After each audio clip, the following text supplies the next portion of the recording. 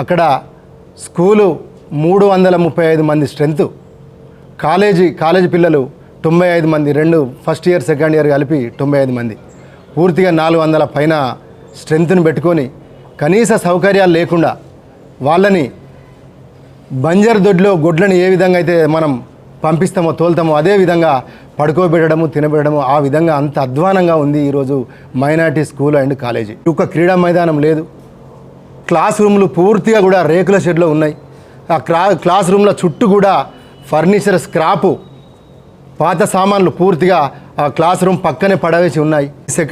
Second year academic year దాంట్లో ఆ బిల్డింగ్లకు మారి ఫస్ట్ ఇయర్ అయిపోయింది, ఇప్పుడు సెకండ్ ఇయర్ రన్నింగ్ నడుస్తుంది.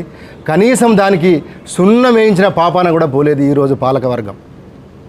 మేము అభివృద్ధి చేస్తున్నామని చెప్పుకుంటున్నారు తప్ప కనీసం ఒక 400 మంది పిల్లలు ఉన్నటువంటి బిల్డింగ్కు కనీసం సున్నం వేసిన పాపాన కూడా పోలేదు.